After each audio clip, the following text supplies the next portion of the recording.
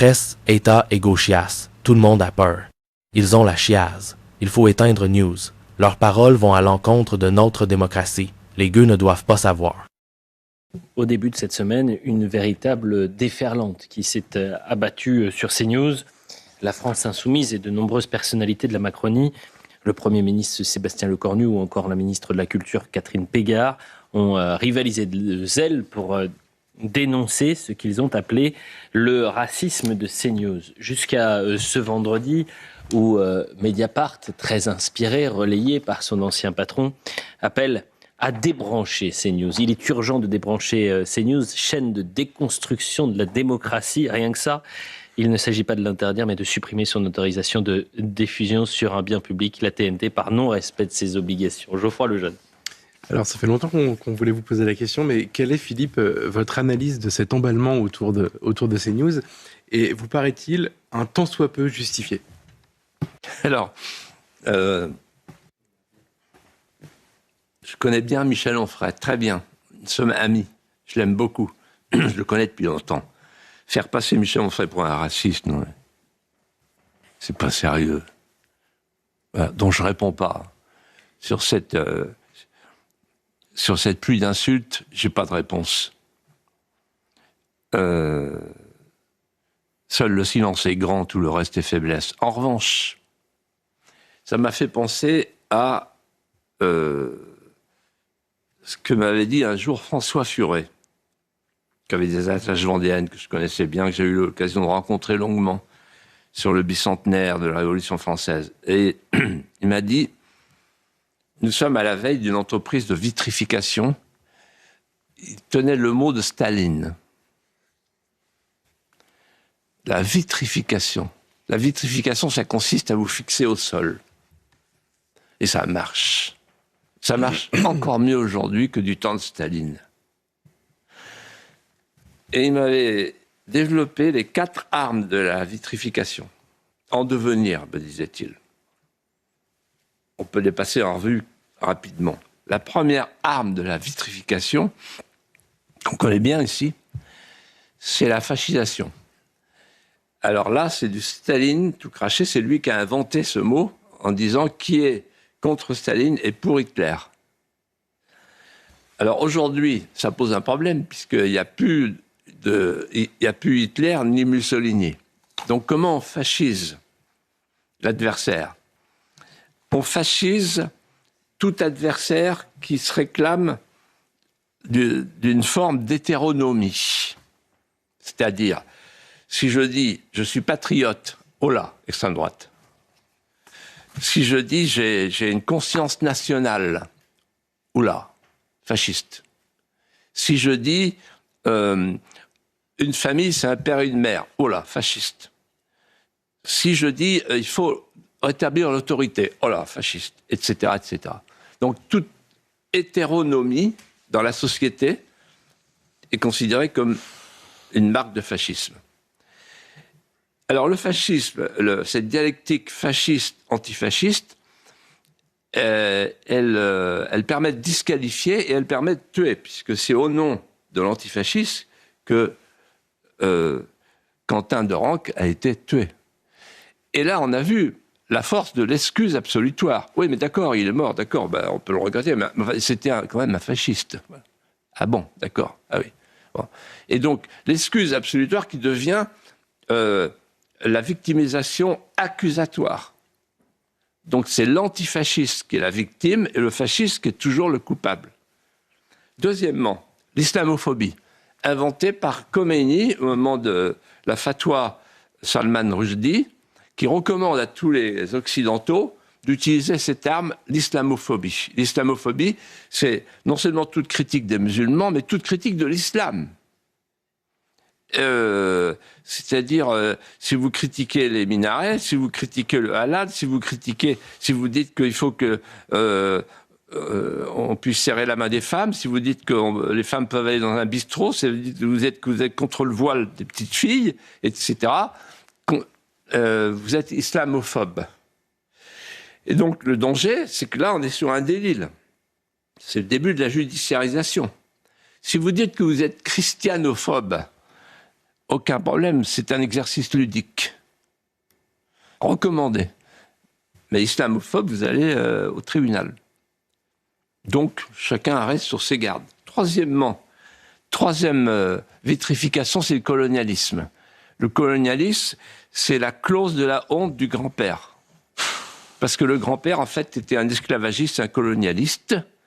Et donc, c'est l'idée d'une mémoire pénitentielle infligée à chaque petit Français pour qu'il se taise.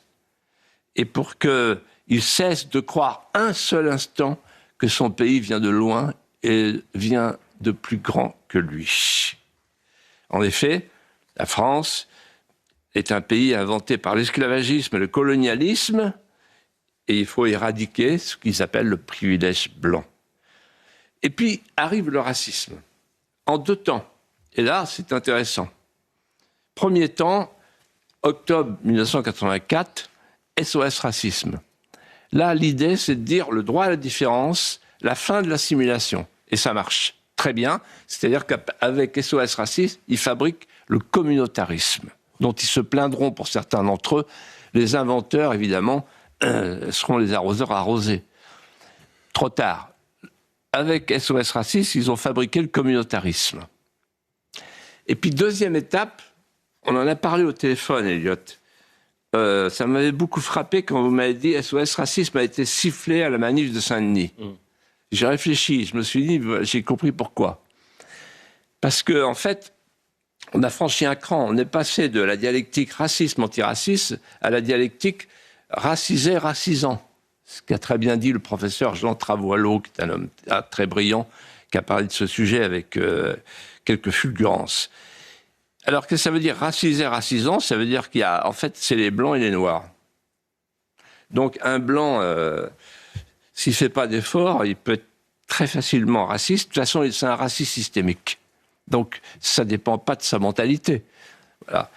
Et les racisés, vous vous rendez compte, les racisés, c'est pas moi qui invente ça. Les racisés, c'est la France insoumise qui parle des racisés. Et qui a dit, d'ailleurs, il faut qu'il y ait des maires racisés pour ressembler à la population. Voilà. On en arrive à cette dialectique. Et quel est le but de cette vitrification? À partir de ces 4 armes de vitrification, le but, il est triple. Premièrement, faire taire celui qu'on considère comme un adversaire, lui couper la parole, fermer ses news. Deuxièmement, déraciner les petits Français, s'assurer que la clause de la honte du grand-père fonctionne. Et troisièmement, faire de la France un espace cosmique. Et vous aviez prophétisé les sifflets pour SOS Racisme. Il y a 2 semaines, vous aviez eu cette formule un pur trouve toujours un plus pur. Et c'est la formule de Saint-Just. Oui. C'était laquelle? Rappelez-la nous. Saint-Just disait, à propos des révolutionnaires qui se coupaient la tête les uns.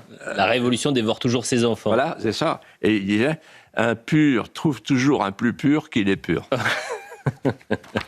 Vous parliez de la France insoumise, justement, Philippe de Villiers. Depuis les élections municipales, on parle matin, midi et soir de cette fameuse Nouvelle France. Chacun y va de sa définition. Quelle est votre définition de la Nouvelle France, Philippe? Alors d'abord, c'est une escroquerie sémantique. Puisqu'il y a encore le mot France, alors que c'est l'anti-France, la post-France. Ils détestent la France, et ils veulent qu'on la déteste. Mais allons-y quand même, puisqu'ils ont adopté le terme et qu'il est repris par la presse. Alors d'abord, la première caractéristique de la définition, c'est qu'elle intègre l'idée que s'il y a une nouvelle France, il y a une ancienne. Elle la désigne du doigt, l'ancienne. L'ancienne France vieillissante, l'ancienne France phallocratique, l'ancienne France rurale, l'ancienne France hétéronormée. Ensuite, cette ancienne France, il la désigne comme étant stérile, alors que la leur est prolifique. En effet, ils reprennent à leur compte la phrase de Boumedienne, l'enfantement est le djihad des femmes.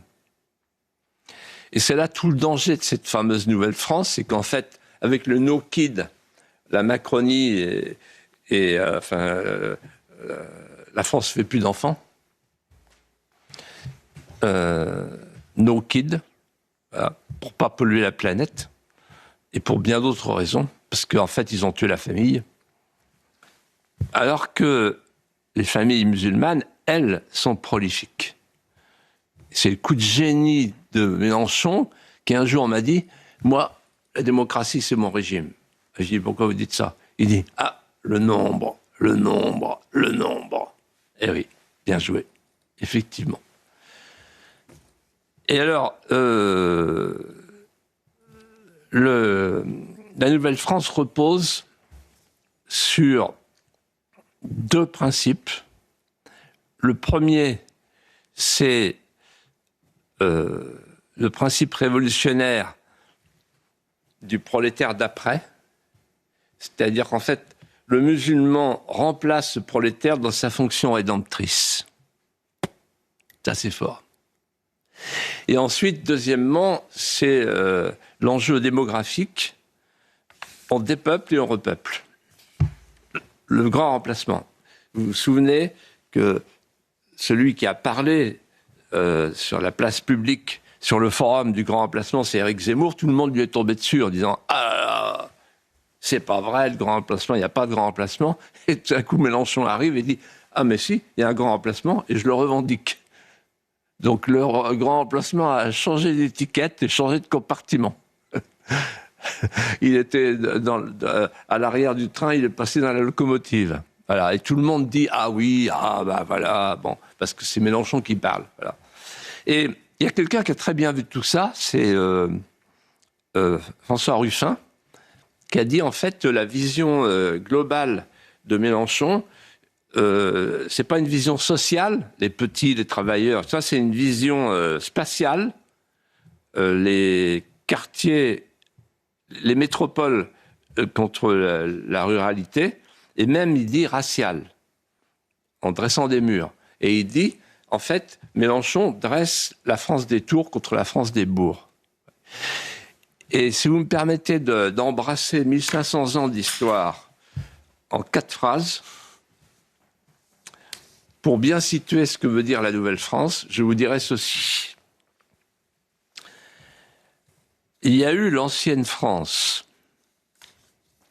qui a été grand remplacée par la France nouvelle. C'est ainsi qu'elle s'appelait. C'était le mot de Marat, c'était le mot de Robespierre. La France nouvelle. Tabula rasa. Donc l'ancienne France a été grand remplacée par la France nouvelle. La France nouvelle, au XIXe siècle, s'est appelée, sous la plume de Chateaubriand, la nouvelle ancienne France, très attaquée par la gauche progressiste. Cette nouvelle ancienne France, elle a été grand remplacée quand elle est morte à Maastricht. Pourquoi je dis grand remplacée ? Parce qu'il y a eu un nouveau changement de souverain. Le premier souverain, c'était le roi, l'ancienne France. Le deuxième souverain, la France nouvelle, c'était le peuple souverain. Puis le peuple souverain a été liquidé, transféré, sans que personne dise rien, à Maastricht. Cette nouvelle ancienne France est morte comme d'Artagnan sous les murs de Maastricht, puisque le souverain a encore changé. Maintenant, le souverain, c'est plus le peuple, c'est la technocratie de marché. Et puis voilà que la nouvelle ancienne France est en voie d'être remplacée par la nouvelle France. Et ce que je vous prédis, Eliot Geoffroy, mais ça fera l'objet d'un chapitre nouveau. Il faudra qu'on le traite. Je pense, pour des raisons que je voudrais vous expliquer, que cette nouvelle France ne durera pas longtemps et qu'elle sera grand remplacée par la France de toujours. Philippe de Villiers. Il nous reste un tout petit peu plus de 10 minutes. Et je sais que vous souhaitiez revenir sur les propos de Laurent Nunez concernant l'islam en France. Alors, il a rétropédalé en disant « J'ai commis une maladresse, la République n'a évidemment pas à s'occuper de la promotion de l'islam ». Je vous propose de l'écouter rapidement et nous en parlerons en longueur peut-être la semaine prochaine, mais au moins Écoutez cette déclaration qui vous a marqué dans toute la déclaration. C'était le 12 mars dernier, 3 jours avant le premier tour de l'élection à la Grande Mosquée de Paris, au cours duquel il a souligné, je cite, qu'Emmanuel Macron était très attaché à l'islam, développer l'islam dans notre pays, à le faire connaître. Écoutez Laurent Nunez, parce qu'il y a aussi la notion d'ennemi de la République. Écoutez. Les musulmans en France endossent aujourd'hui une responsabilité particulière, celle de montrer que l'islam vécu ici, dans notre République, est un islam de sagesse, de connaissance et de responsabilité. Un islam qui élève les consciences et refuse d'être instrumentalisé par la haine ou la violence. Faire croire que l'islam serait incompatible avec la République, c'est tout simplement inaudible. Ceux qui prétendent cela se font eux-mêmes les ennemis de la République laïque, c'est-à-dire de la France, qui garantit à tous la liberté de croire et d'exercer un culte. Il n'y a pas d'autre définition de la laïcité dont nous avons célébré les 120 ans en décembre dernier. Geoffroy Lejeune. Cher Philippe, que vous a inspiré cette déclaration du ministre de l'Intérieur ? Moi, ce qui m'a... Alors, je passe sur la faute, l'erreur, le salto avant, le salto arrière, etc. Enfin bon... je voudrais reprendre ce qu'il a dit sur l'incompatibilité, sur la compatibilité entre... en fait, l'islam et notre civilisation. Bon, c'est ça qu'il croit. C'est pour ça que, comme tous les hommes politiques, il développe l'islam. Bon. Alors moi, je vais vous dire en 3 minutes ce que je pense là-dessus. Je pense qu'il y a un antagonisme fondamental entre deux civilisations, l'arabo-musulmane et la christiano-occidentale, et que c'est une grande preuve d'arrogance que de croire un instant qu'on va pouvoir adapter l'islam, le réformer à notre manière. Pourquoi ? Parce que l'islam est irréductible à nos catégories mentales. L'islam est une manière de concevoir le monde, de concevoir la vie dans toutes les dimensions. Alors comment faire pour sortir de ce conflit ? C'est sur quoi j'ai beaucoup réfléchi. Il faut attirer à nous les Français de désir, ceux qui sont sur le territoire français, qui nous regardent et qui voudraient nous ressembler, mais qui ne nous connaissent pas. Les autres, il vaut mieux qu'ils repartent. Si c'est pour mettre la pagaille chez nous, ou pour ne pas nous aimer, ou pour s'en prendre à nous, à notre civilisation, désolé, mais on est chez nous. Ça veut dire 3 choses. Ça veut dire, premièrement, inscrire dans la Constitution les racines chrétiennes. Pourquoi ? Parce que, je reprends ce que disait René Raymond, le grand historien, qui disait il faut affirmer le droit de primogéniture du christianisme chez lui. Une terre chrétienne depuis 2000 ans.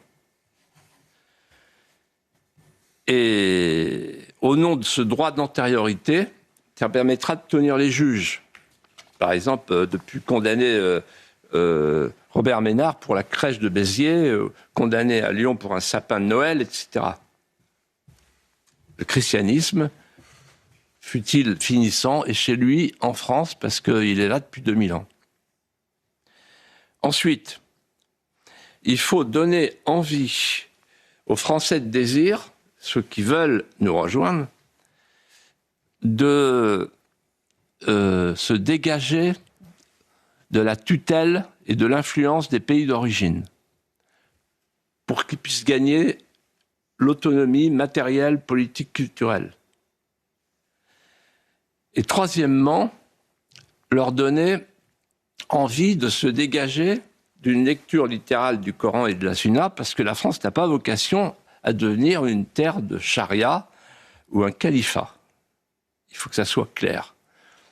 Et enfin et surtout, pour leur donner envie de nous ressembler, il faut leur donner envie de nous ressembler, non pas dans l'hédonisme et le nihilisme. C'est pas avec la laïcité qu'on arrête une lame de feu, mais leur donner envie de nous ressembler dans l'exaltation commune de notre patrimoine vital. Voilà ce que je pense. Alors que M. Nunez, ce qu'il pense, lui, à bas bruit, c'est qu'on a vocation à devenir une terre islamique. Ils pensent comme Jean-François Copé, qui a dit sur RTL, oui, ben voilà, c'est trop tard. C'est trop tard.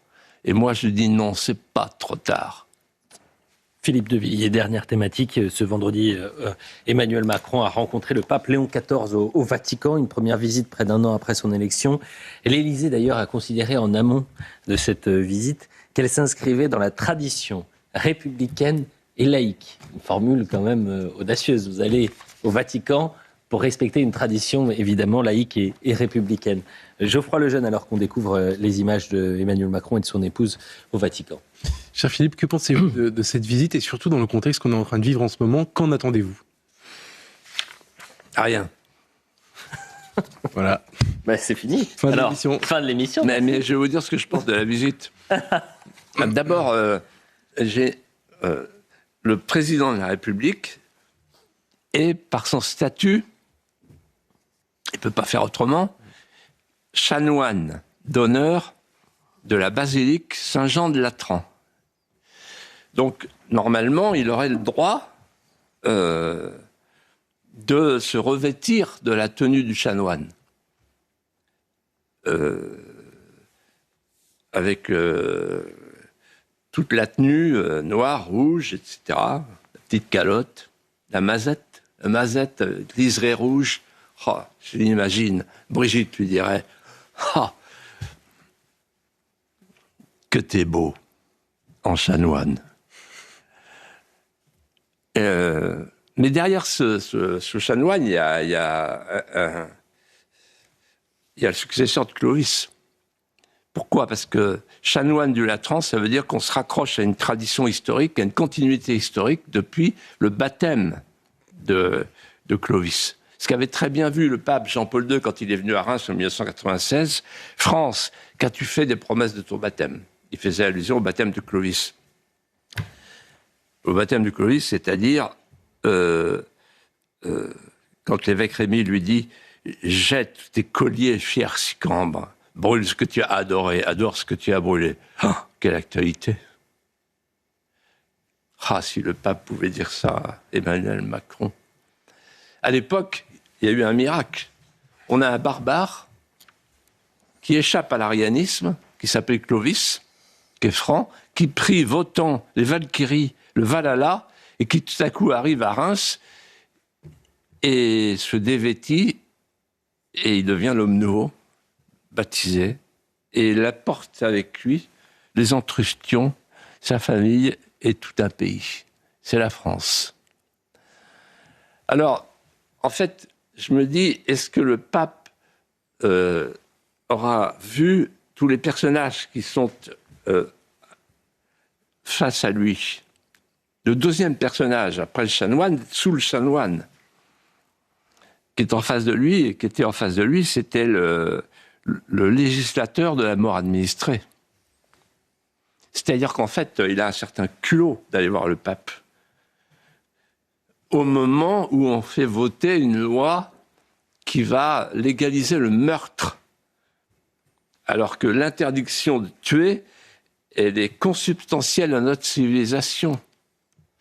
Vous vous rendez compte que la non-assistance à personne en danger change de code et passe du code pénal, c'était un crime, au code de la santé, c'est une recommandation. On va tuer par commisération, par compassion. Et il est là en face du pape, il le regarde dans les yeux comme un séducteur.